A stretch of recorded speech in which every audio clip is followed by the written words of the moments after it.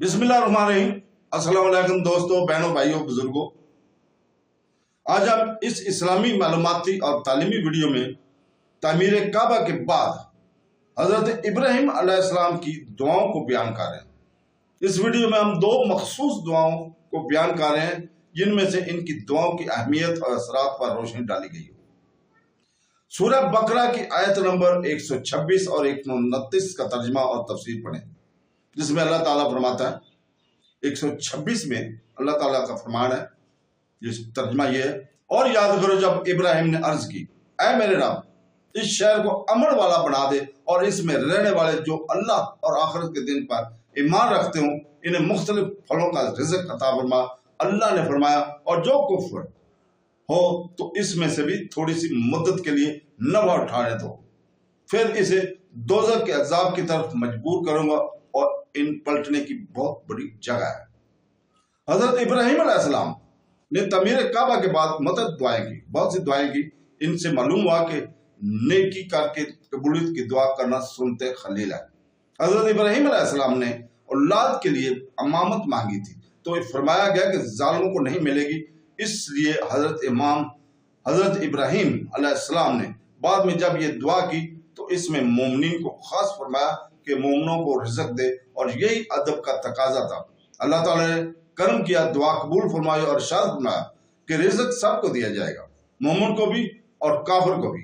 लेकिन काफिर का रिज़्क़ थोड़ा है, यानी सिर्फ दुनियावी जिंदगी में से इसे मिलेगा।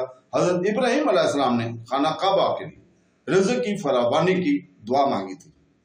इस दुआ की कबूलियत पर हर शख्स अपनी आंखों से देख सकता है कि दुनिया भर के फल और खाने यहाँ बखूबी मिलते हैं खाना काबे में। 129 सूरह बकरा की ट्रांसलेशन तर्जमा है, जिसके अल्लाह ताला फरमाता है, ऐ हमारे रब, और इनके दरमियान इन्हें सबसे एक रसूल भेज जो इनमें तेरी आयतों की तिलावत करे और इन्हें फिक्र तेरी किताब और पुख्ता इल्म सिखाए और इन्हें खूब पकीज़ा फरमा दे। बेशक तू ही गालिब हुकमत वाला है। हजरत इब्राहिम और हजरत इस्माइल अलैहिस्सलाम की ये दुआ सैयदना अंबिया सल्लल्लाहु अलैहि वसल्लम के लिए थी। खाना काबा के तामीर की अजीम खिदमत बजा लाए और तौबा इस्तिग़फ़ार करने के बाद हजरत इब्राहिम और हजरत इस्माइल अलैहिस्सलाम ने ये दुआ की थी कि या रब्बुल आलमीन, अपने हबीब नबी आखिरुल ज़मान सल्लल्लाहु अलैहि वसल्लम को हमारी नस्ल में ज़ाहिर फरमा और ये शर्फ हमें अनायत फरमा। ये दुआ कबूल हुई और इन दोनों बुजुर्गों की नस्ल में हज़रत पाक सल्लल्लाहु अलैहि वसल्लम की तशरीफ आवरी हुई।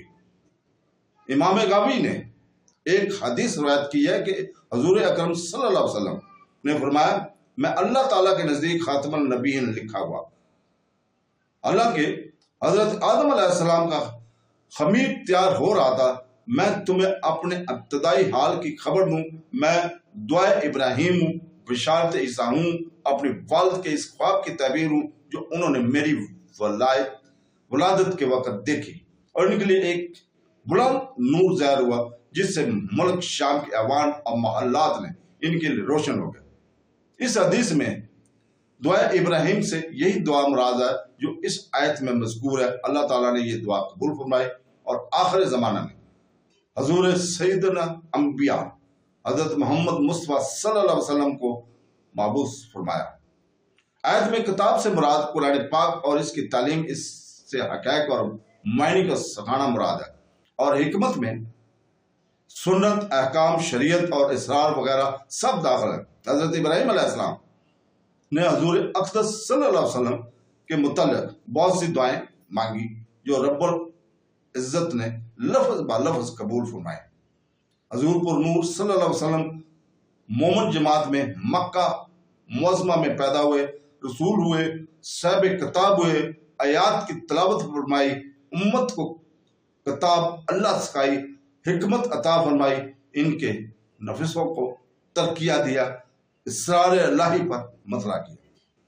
तो दोस्तों, अल्लाह ताला से दुआ है कि वो हमें मुआफ़ फरमाए, हमारी दुआएं कबूल फरमाए। आमीन सुम आमीन। अल्लाह हाफ़िज़।